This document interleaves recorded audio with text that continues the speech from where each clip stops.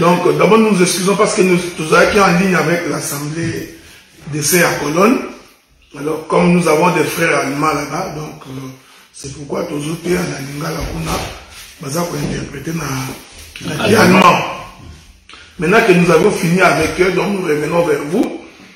Je voudrais revenir sur l'écriture d'Ésaïe, chapitre 55, le verset 10. La Bible dit que comme la pluie et la neige descendent des cieux. Je crois que le docteur Guy Roger Bassavoula a expliqué ça. Donc ici, nous avons deux dispensations.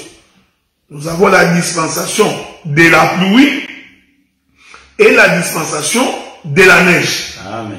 C'est très important. Donc, docteur Bassavoula l'a expliqué. La dispensation de la pluie représente le sacerdoce de Moïse. La dispensation de la neige représente la dispensation de Jésus. Il y a quelque chose de très important que le bien-aimé a évoqué ici. Il a démontré que la pluie tombe partout sur la terre. Donc, même dans les déserts de Sahara, la pluie tombe.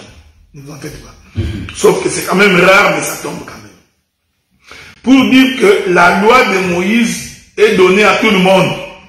C'est-à-dire que même dans la conscience de tout un chacun de nous, dans sa conscience, il sait que voler c'est mauvais.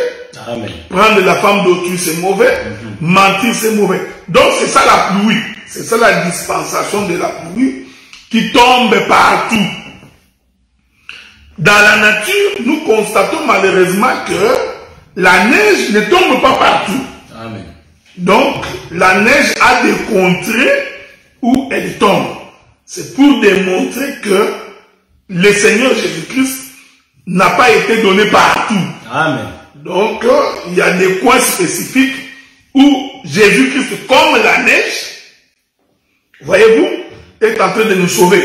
Bon, on comprend aussi que la neige ne tombe que chez les nations. Amen. Ouais, donc, il ne tombe plus en Israël. Donc, nous répétons ça. Donc, la pluie et la neige représentent deux dispensations. Donc, maintenant, je vais prendre quelques éléments des Écritures pour expliquer ces choses. C'est pourquoi, bien-aimés frères dans le Seigneur, vous avez remarqué que lorsque Dieu arrive chez Abraham, en partant vers le pays de Sodome et Gomorrhe, Dieu va rester chez Abraham, il va envoyer deux anges. Les deux anges-là que Dieu envoie, c'est la pluie et la neige. Amen. Est-ce que vous comprenez ce que nous disons? C'est très important. Donc la Bible a une perfection dans la compréhension. Vous voyez?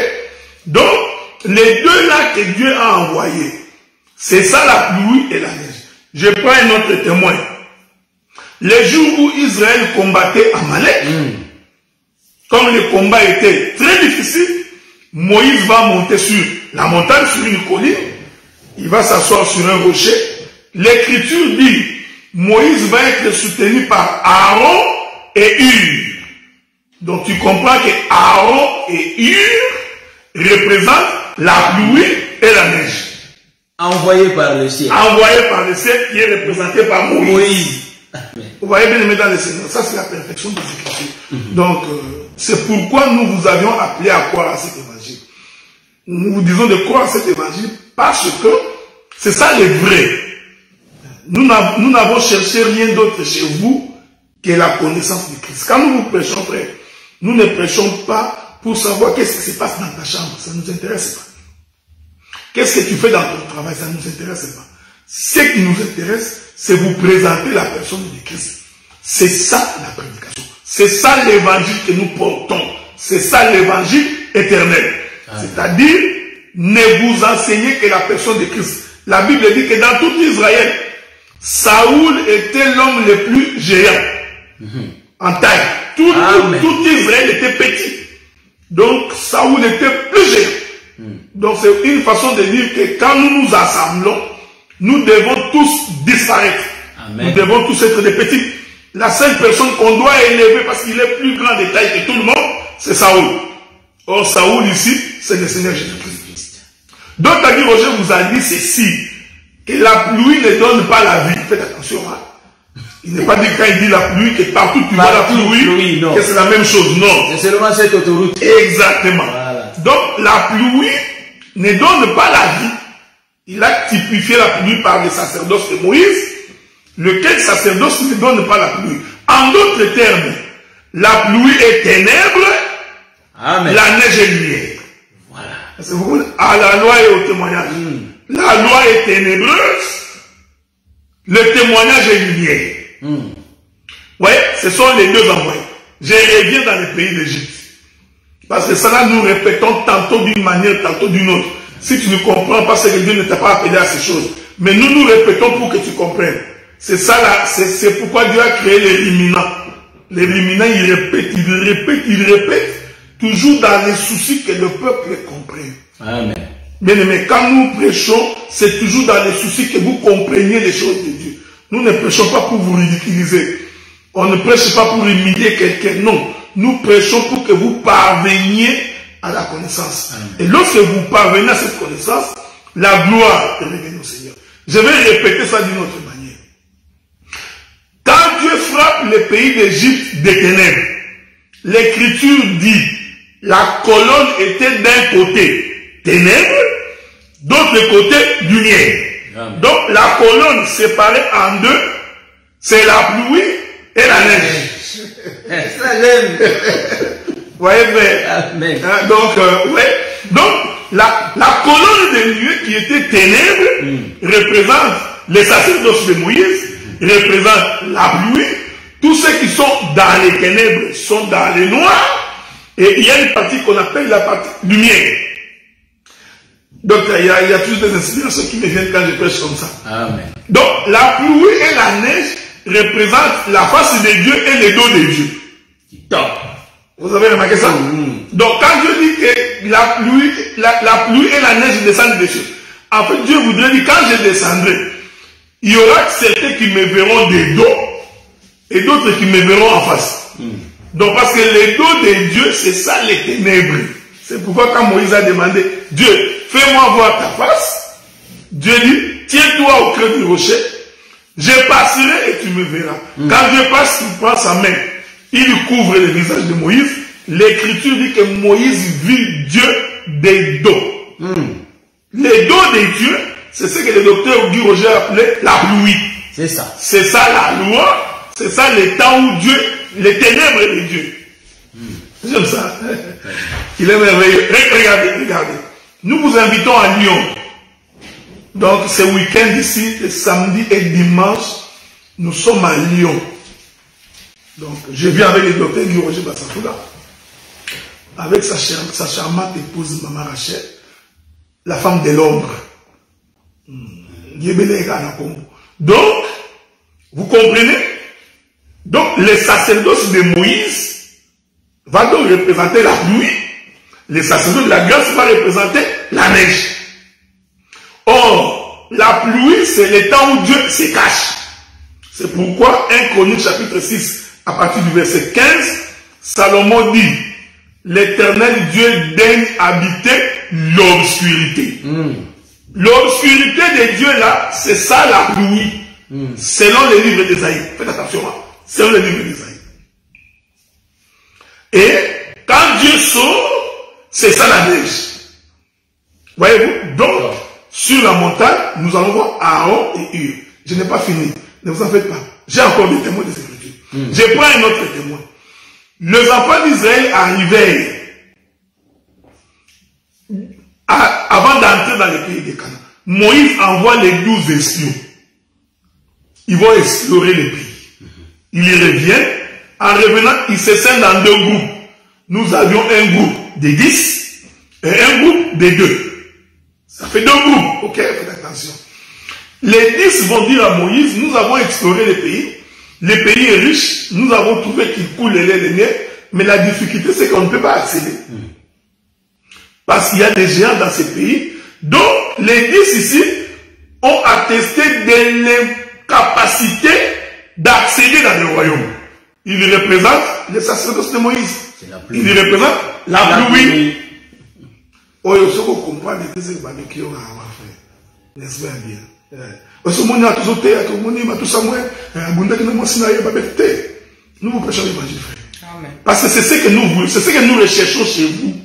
Parce que nous croyons que c'est l'évangile qui donne la vie. C'est l'explication de l'écriture qui sauve. Amen. Pour que vous vous attachiez au Seigneur. Je l'ai dit, j'ai toujours répété, un ministre doit avoir l'interprétation et l'explication de l'écriture. Ok? Donc, vous avez remarqué ces choses. Mais, Josué et Caleb, et ils vont dire, nous entrerons dans Canaan. Amen. Avez-vous remarqué cette chose? Donc, les deux groupes scindés ici représentent la pluie et la neige. Donc, toi qui es en Afrique, il ne faut pas dire, tu vois, pourquoi la Bible parle de la neige. Nous, ici en Afrique, on ne comprend pas la neige. C'est parce que ton idée, tu penses à la neige naturelle. Non. Non. Non. Donc, Dieu utilise la nature, mais il explique les royaumes. Donc, même si tu es en Afrique, tu n'as jamais vu la neige. Mais la neige que nous expliquons, ce n'est pas cette neige qui tombe ici dehors. C'est Jésus. C'est Jésus. Amen. Vous comprenez ce que nous disons? Bon, je prends un autre témoin. Toi, on a béni. Ce sont des flèches dans les carquois, frère. Amen. Regardez. Le Seigneur Jésus-Christ va à la montagne des transfigurations. Vous voyez? Là-bas, Christ se transfigure. La Bible dit, Moïse et Élie apparaissent. Moïse et Élie ici représentent la pluie et la neige. Amen. Est-ce que vous comprenez? Bon, on n'a pas le temps pour expliquer ces détails-là parce que Moïse c'est la loi, c'est ceux qui tuent, Élie c'est l'enlèvement, c'est ceux qui sont sauvés. Vous voyez, c'est toujours la pluie et la neige. Oui, docteur. Là, tu as vu là où Jésus s'est expliqué. Donc, en réalité, la transfiguration, quand les deux prophètes viennent, en d'autres termes, Jésus voulait expliquer aux apôtres, mais voici Les deux. c'est les deux là. Voilà, Les deux. la pluie et la neige. La pluie et la neige. Voilà. Donc c'était juste l'explication de Jésus que non, je suis le sacrificateur et je suis le prophète. Je vais vous tuer étant les sacrificateurs, mais je vais vous sauver étant les prophètes. Exactement. Donc Élie les prophètes et Moïse les sacrificateurs qui tuent le peuple. La pluie et la neige. Tu vois cette écriture-là, les gens les lisent tout le temps. Comme la pluie et la neige descendent dessus. Aujourd'hui, d'autres nous ont expliqué ça avec beaucoup de détails. Voilà, ça nous a donné l'inspiration. C'est pourquoi j'ai toujours dit que quand tu es ministre, quand tu écoutes l'autre, il faut être attentif parce que Dieu va t'ouvrir les portes.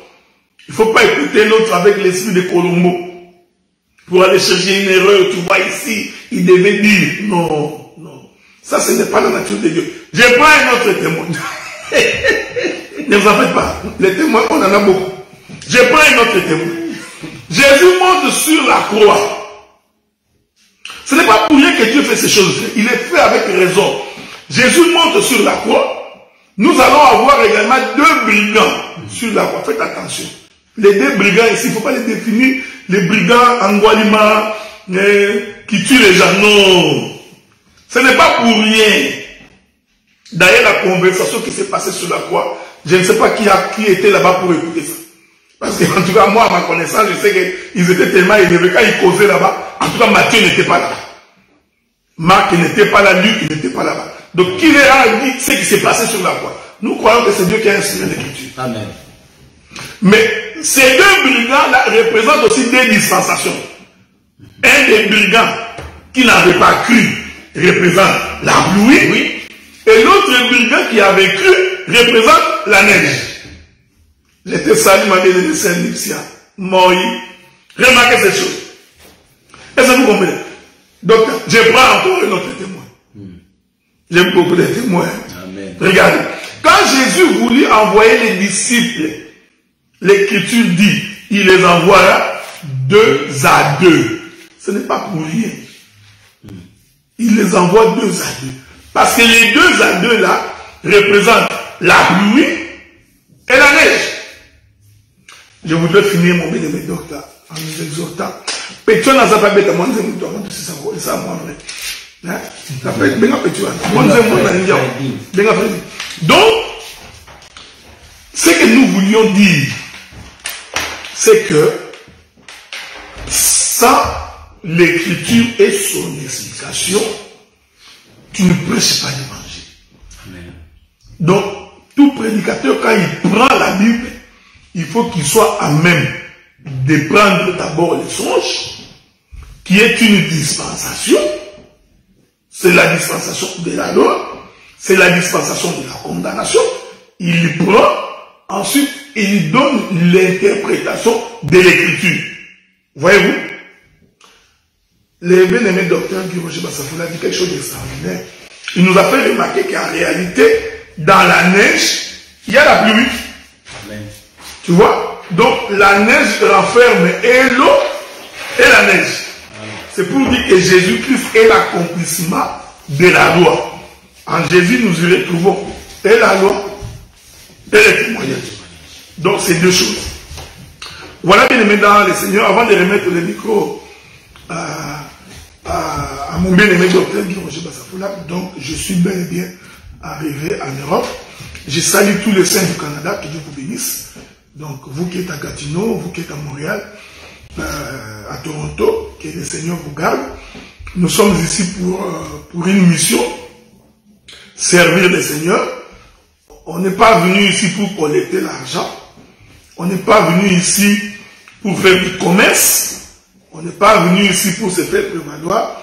On est venu parce que les bien-aimés ont jugé utile de nous inviter pour partager la parole avec eux. Et qu'il soit maudit celui qui garde le blé. Donc nous sommes venus pour distribuer les blés. Donc ce week-end ici, nous serons à Lyon, en France, samedi et dimanche. Le week-end prochain, nous sommes à Londres. Le week-end du 29 au 1er, je crois, nous serons à Bruxelles avec mon bien-aimé, le prophète Louzayam, que je salue en passant. Je suis en train d'espérer que mon bien-aimé docteur Jérémy Katartizo va être avec nous. J'ai également invité le pasteur Alain Ilunga, qu'il vienne nous voir. Le docteur Roger Bouleli dit qu'il ne sera pas dans la ville. Ce week-end-là, il doit se retrouver à Paris. Donc, nous aurons l'occasion également de le voir chez lui à la maison. Nous passerons voir le pasteur Philippe, l'apôtre Jean-René. On voit si on peut aller voir le pasteur Josué. C'est possible. À mon bien-aimé Emmanuel et le Saint, Adonis. Donc, si Dieu nous prête vie, nous passerons vous voir. Et puis, le week-end du 7 au 8, nous sommes à Dijon.